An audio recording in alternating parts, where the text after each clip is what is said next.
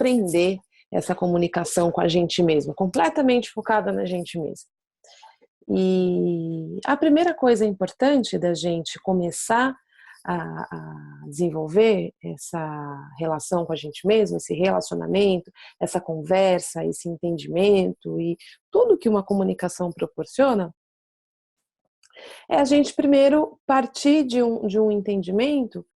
Ah, Cecília, como assim? Eu sou uma coisa só. Pois é, nós não somos uma coisa só, né? Nós somos um processo, nós somos uma consciência em desenvolvimento, né? Como vocês já me viram falando isso em outras aulas, nós fomos criança um dia, fomos adolescentes, somos adultos, somos meia-idade, somos mais velhos, nós somos, em cada momento da vida, nós somos uma coisa. E uma vez que nós não somos uma coisa estática, uma vez que nós estamos em construção, uma vez que nós estamos em desenvolvimento, nós somos um processo. E esse processo, ele tem vários funcionamentos em nós, várias consciências em nós. Então, quando a gente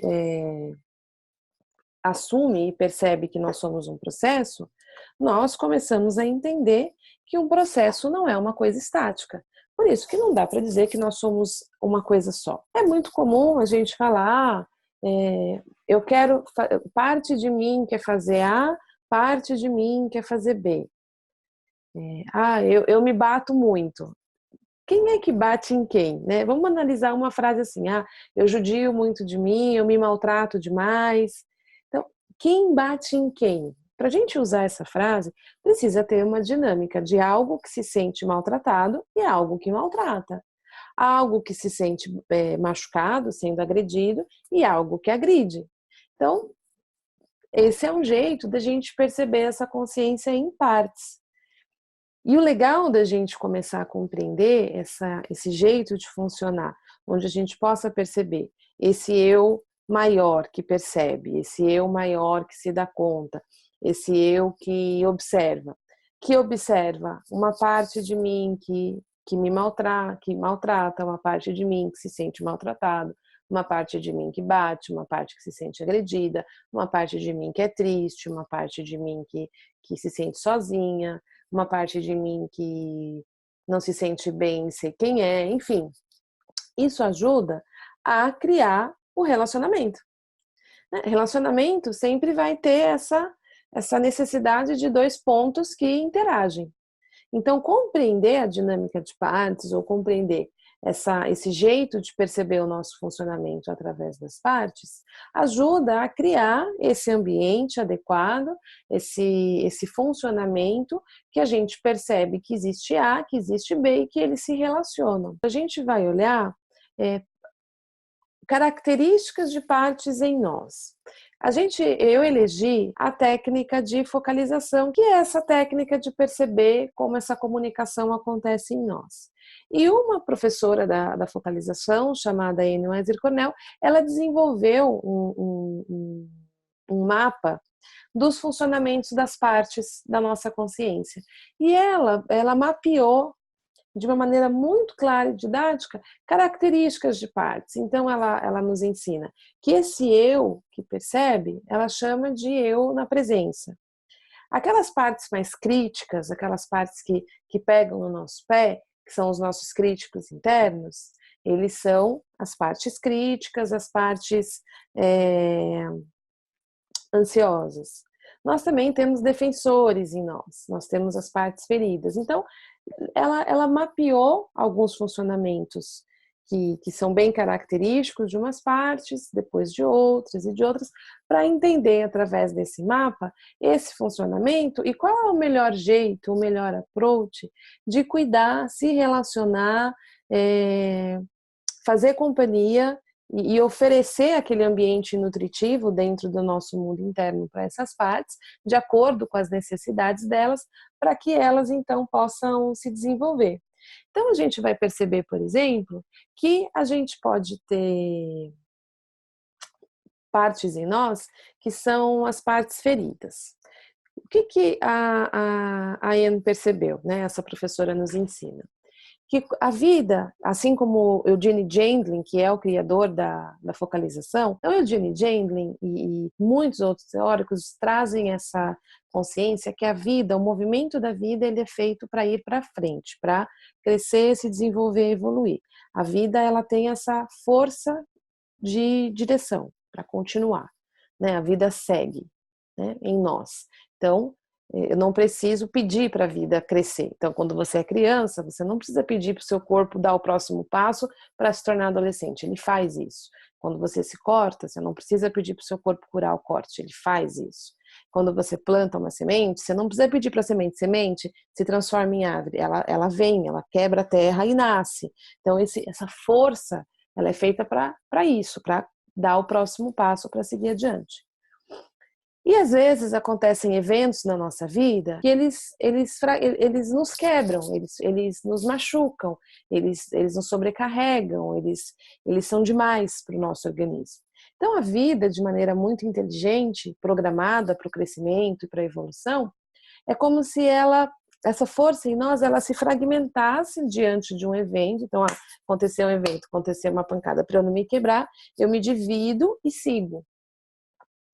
E esse movimento de se quebrar em pedacinhos para seguir adiante é o que faz surgir essa consciência de partes em nós.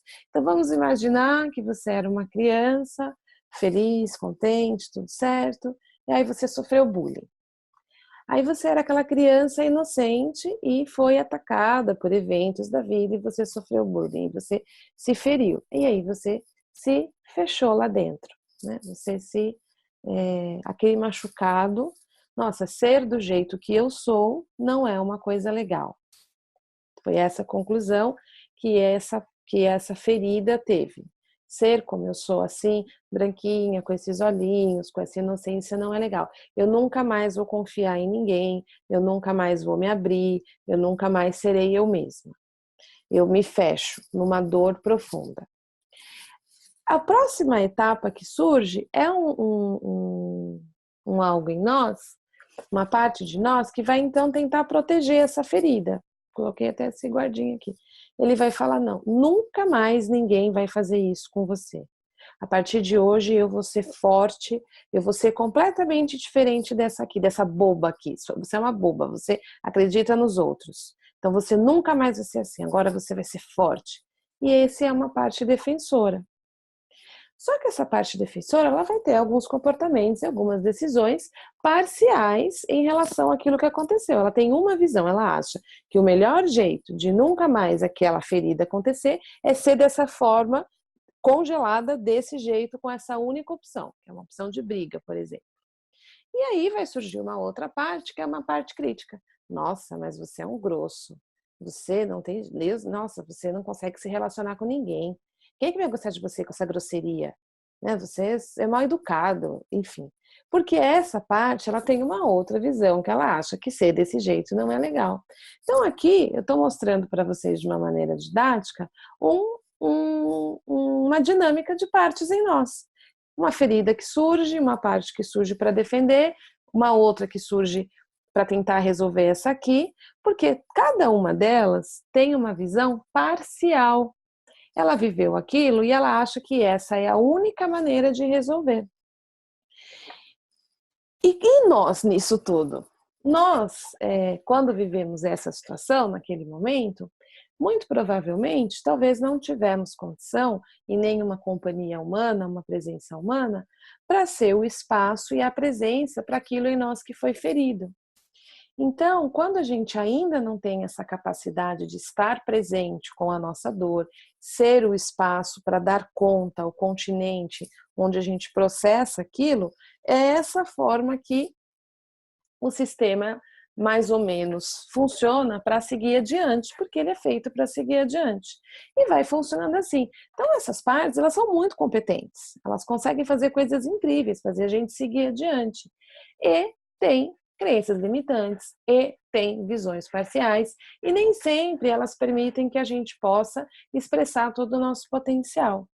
E à medida que a gente vai conhecendo essas partes, as dinâmicas delas, o quanto elas nos amam, o quanto elas fazem de tudo para nos proteger, para nos defender, mesmo que com estratégias que numa visão assim, nossa, mas que coisa, nunca poderia imaginar isso, né? Estratégias realmente mirabolantes, elas têm esse ideal de nos fazer seguir adiante. Quando a gente aprende a desenvolver o eu na presença, usar a capacidade de autoobservação, a autopercepção e começa a desenvolver esse espaço que nós não somos as nossas partes, nós percebemos as nossas partes e vamos fortalecendo esse estar lá com elas, aí então elas começam a se sentir segura dentro de um espaço de nutrição, que ela começa a sair daquele estágio que ela estava bloqueada ou paralisada, não se formou numa próxima etapa, se tornando assim alguma outra coisa. É como se elas voltassem a crescer, voltassem a se desenvolver. E aí, com mais opções e uma visão mais completa, não tão parcial, não tão emocional, não tão ferida. Conhecer cada uma dessas partes. Então, a gente vai falar só sobre as partes, sobre o eu na presença e fazer exercício de fortalecer o nosso eu na presença, esse espaço nutritivo para as nossas partes.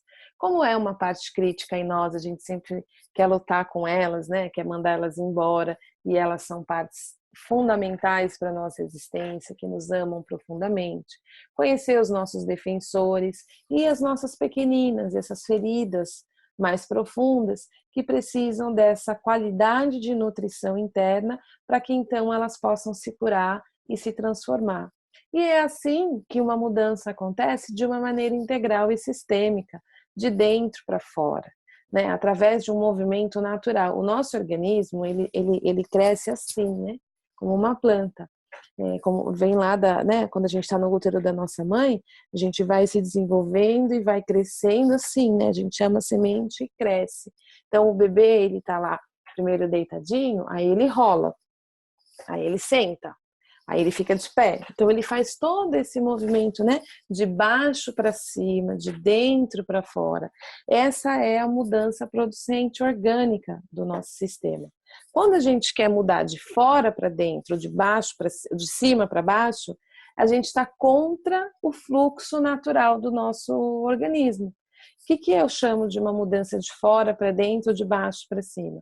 De baixo para cima, eu fico racionalizando, eu fico justificando, você, a partir de hoje, eu brinco, me pegando pelo cangote. Ou os outros querendo me mudar. São mudanças muito difíceis, porque elas são anti-orgânicas.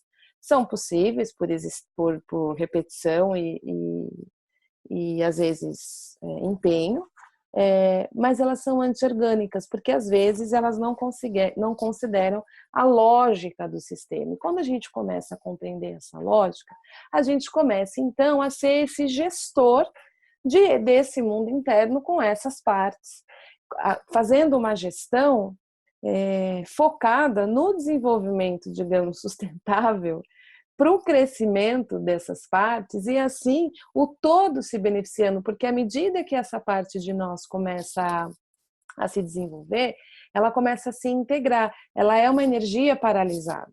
Lembra da energia física, né? Então, quando algo acontece, bloqueou o fluxo de energia de vida no corpo. Quando eu cuido daquilo e eu permito que ela se abra, essa energia volta a fazer parte do todo, desse todo que somos nós, desse todo que a gente, né, usando o nome que essa professora deu de eu na presença, mas se a gente for olhar outras escolas teóricas, né, a gente vai ouvir falar do self, do eu maior, da consciência plena, do eu que observa.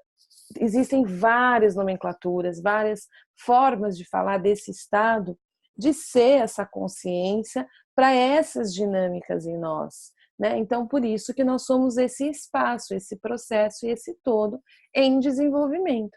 E nós estamos aprendendo a usar essa capacidade sofisticada de autoobservação para que, então, aquilo em nós que está paralisado ou machucado, ou não foi desenvolvido, que faltou um aprendizado, que faltou um suporte, que faltou um apoio, ou seja lá o que for, a gente pode falar de trauma, a gente pode falar de aprendizados incompletos.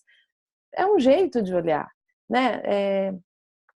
A gente não precisa olhar para tudo como doença ou dor, mas nós temos aprendizados incompletos, né? Então, essa consciência, ela surge quando a gente se apropria dela, se dá conta dela, começa a utilizar essas habilidades, fornecendo assim os ingredientes, a nutrição, a substância necessária que o nosso organismo precisa, que o nosso mundo interno precisa, para que ele fique cada vez mais em fluxo e no fluxo que é a nossa natureza.